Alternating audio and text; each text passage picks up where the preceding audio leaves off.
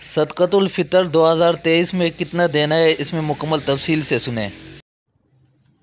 صدقہ فطر،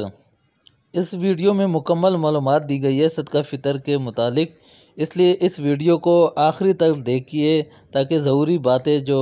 ہے اس کے متعلق صدقہ فطر کے متعلق وہ آپ سے مس نہ ہو۔ واضح رہے کہ صدقہ فطر مندرجہ ذیل اجناس میں سے کسی ایک جنس یا اس کی قیمت سے ادا کیا جا سکتا ہے، تاہم جسے اللہ تعالیٰ نے مالی فراوانی کی نعمت سے نوازا ہے اور اپنی مالی حیثیت کے پیش نظر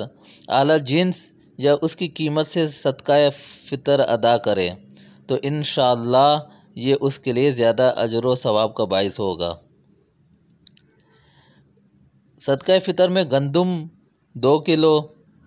جس کی قیمت تقریباً 250 روپے، جو کی قیمت 3.5 کلو مقدار ہوگی جس کی قیمت 450 روپے، کھجور بھی جو مقدار ہوگی وہ 3.5 کلو ہوگی،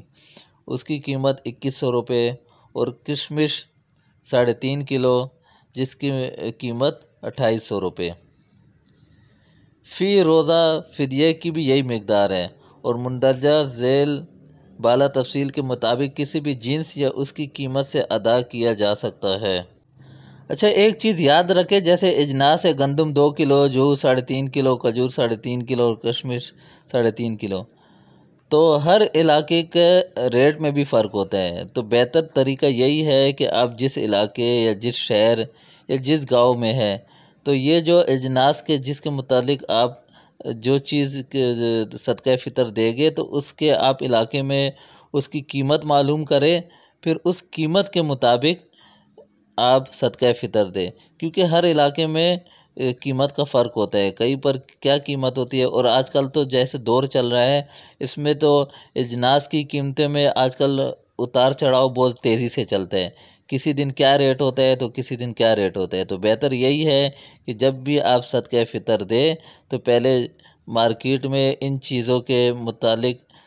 جس اجناس کا بھی آپ نے دینا ہے اس کا پہلے آپ ریٹ معلوم کریں، پھر اس کے متعلق آپ وہی چیز اس کے مطابق اسی کے مطابق پیسے دیں، وہ سب سے بہتر طریقہ ہے۔ حضرت نافع رحمۃ اللہ، جو حضرت عبداللہ بن عمر رضی تعالیٰ عنہ کے آزاد کردہ غلام ہے، فرماتے ہیں کہ حضرت عبداللہ بن عمر رضی تعالیٰ عنہ صدقہ فطر میں جو کھجور دیا کرتے تھے، ایک مرتبہ اہل مدینے پر کھجور کا قحط ہوا تو آپ نے جو کی صورت میں صدقہ فطر ادا کیا۔ حضرت ابن عمر رضی تعالیٰ عنہ چھوٹے بڑے گھر کے تمام افراد کی طرف سے صدقہ فطر دیا کرتے تھے،